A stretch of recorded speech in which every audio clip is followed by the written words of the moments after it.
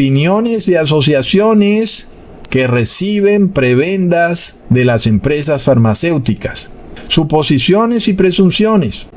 Entonces, ¿dónde está la imparcialidad del juez? No la vemos por ningún lado. Y esto nos lleva a un concepto obvio. Un juez no puede emitir sentencia en base a prejuicios.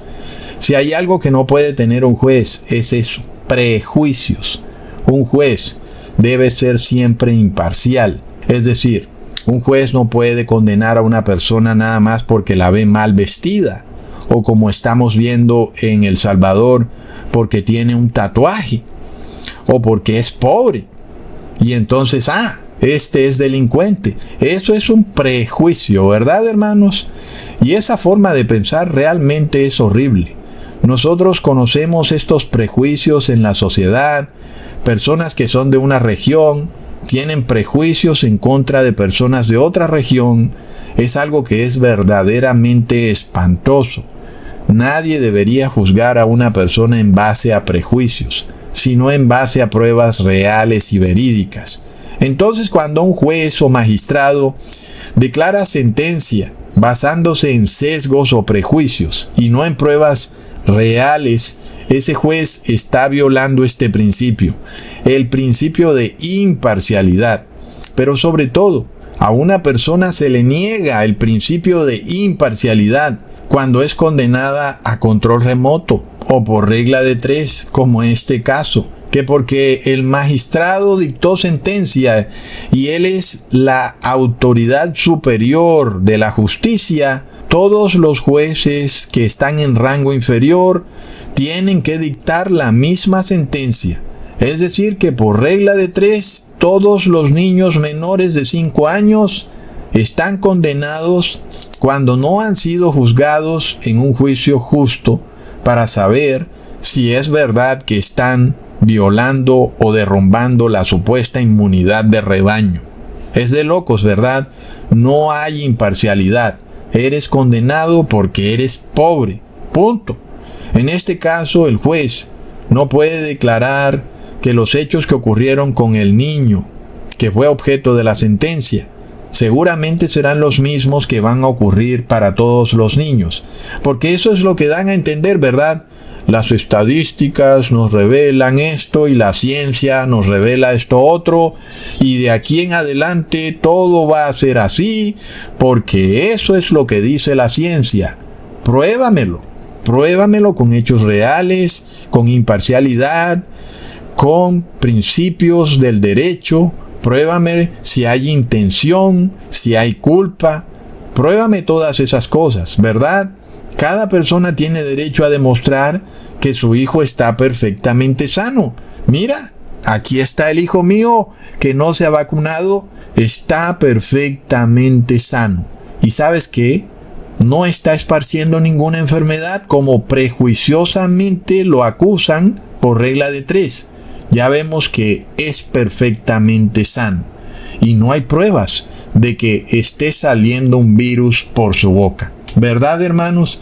Así que demostramos que la negación del padre a vacunar al niño no viola su derecho a la salud, y por eso cada padre tiene el derecho a debatir esas acusaciones que se le hacen por el mismo principio de imparcialidad. Ahora, una justicia imparcial no puede permitir que una persona sea juzgada en base a leyes ambiguas. Por ejemplo, cuando dicen primero que la vacunación no es obligatoria, ¿verdad? Ahora dicen lo contrario, que la vacunación sí es obligatoria. Y luego recordemos que también decían que hay un principio de inviolabilidad del cuerpo humano. Es decir, nadie puede ser obligado a recibir medicamentos en contra de su voluntad, o peor aún, tratamientos médicos. Leamos, abro comillas. Nadie puede ser sometido a tratamientos médicos, experimentación farmacológica o administración de fármacos sin su consentimiento libre, previo e informado. Sin embargo, ahora te dicen que la vacunación sí es obligatoria, pero para niños menores de 5 años. Entonces vemos una ley ambigua y contradictoria, la cual viola el principio de imparcialidad porque la ley debe ser clara, no debe ser vaga, debe ser precisa y sin ambigüedades. Pero ¿qué pasa? Estamos ante jueces que violan en sus sentencias todos los pilares del derecho. Yo pregunto de nuevo, hermanos, ¿soy yo el que estoy interpretando la Biblia de manera errónea? De nuevo pregunto, ¿estas cosas que hemos leído pueden ser interpretadas de otra forma? ¿O es que está mal el principio de imparcialidad, el principio de presunción de inocencia, hacer diferencia entre intencionalidad o culpa? ¿Es que eso está mal, hermanos? Basar el juicio en base a pruebas verídicas o mirar si una persona es realmente culpable o es inocente. ¿Acaso eso está mal? ¿Lo hemos interpretado mal? Y sin embargo ya vemos que no lo hemos interpretado mal, no solo porque yo lo diga, o no solo porque es evidente, sino también porque los jueces de la tierra acostumbraban a emitir juicios basados en estos principios, que están claros, ¿verdad? Ellos los aceptaban. Inclusive habían 3 principios de inviolabilidad del cuerpo humano, que eran aceptados por los jueces de la tierra y que son entendibles para cualquiera. El primero, el consentimiento informado, ¿verdad? Es que no fue de gratis que en el 2020 se le dijera a la persona que tenía que firmar un consentimiento informado, porque legalmente el Estado no puede obligarte a recibir un medicamento en tu contra, a menos que tú lo aceptes y des el consentimiento informado. Y este consentimiento informado dice, abro comillas, el paciente debe recibir información clara sobre los beneficios, riesgos y alternativas de un medicamento antes de aceptarlo. Sin este consentimiento, la administración de cualquier sustancia se considera una violación de la integridad corporal y en muchos casos un delito como agresión o coacción. Es un principio que está evidente. El segundo, prohibición de experimentación forzada. Nadie puede ser utilizado como sujeto de prueba para medicamentos nuevos contra su voluntad. Y este es un legado, como ya hemos escuchado muchas veces, del Código de Nuremberg y de la Declaración de Helsinki, que fueron emitidos tras los abusos médicos que ocurrieron con Hitler en la Alemania nazi, asociado con el Papa Pío XII, que se llamaba Eugenio Pacelli.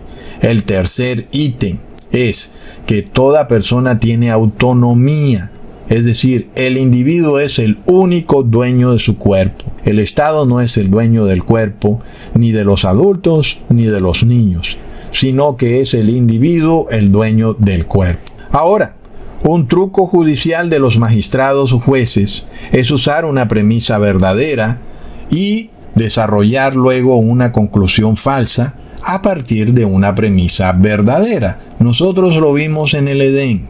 El demonio empezó con una premisa verdadera. En este caso, el demonio dijo, el día que comas del fruto, se abrirán tus ojos. Es una premisa correcta que terminó en una conclusión falsa. Y no morirás.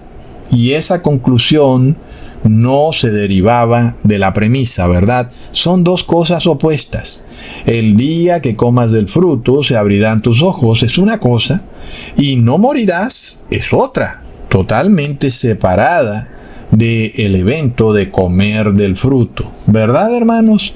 Ya Dios había dicho que el que coma del fruto moriría. De manera de que el concepto de que se te abrirán los ojos no te lleva a concluir que ya no vas a morir, ¿verdad? Entonces, hermanos, miremos esta premisa que usaron los magistrados y jueces. Primero, los niños tienen derecho a la salud y ese derecho prima sobre los derechos de los adultos. Pudiéramos decir que es correcta, ¿verdad? Ningún adulto, por más padre o madre que sea, puede negarle a un niño la salud. Sobre todo porque el niño está en un estado de indefensión, es apenas lógico. Y de esa forma es correcto que el Estado debería intervenir cuando el padre o la madre le están negando la salud a un niño. Y es claro, es una premisa correcta, estamos de acuerdo. Ahora, luego concluyen algo que no tiene que ver con esa premisa. La conclusión es que todo medicamento aprobado por el Estado, en este caso las vacunas, es inofensivo, inocuo o sin riesgo para el niño. Un momentico. Eso último no tiene relación de causalidad con lo primero. Con lo primero estamos de acuerdo. Los derechos de salud del niño priman sobre los derechos de los adultos, totalmente correcto. Pero basado en eso yo no puedo concluir que todo medicamento es inofensivo, inocuo y sin riesgo para todos los niños. No puedo sacar esa conclusión partiendo de esa premisa. Es de locos, hermanos. Entonces, el hecho de que el derecho a la salud de un niño sea de especial protección, antes por el contrario, establece un mayor cuidado a la hora de darle un medicamento a un niño, ¿verdad? Es todo lo opuesto. Un momentico. Los derechos de la salud del niño son de especial protección y por eso no puedes darle cualquier medicamento así como así. Debe haber una revisión exhaustiva, ¿verdad? Pero eso es costoso.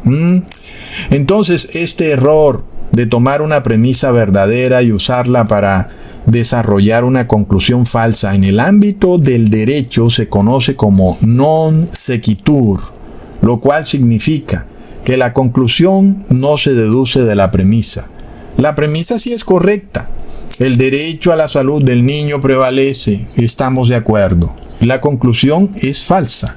No todo medicamento es inocuo para el niño.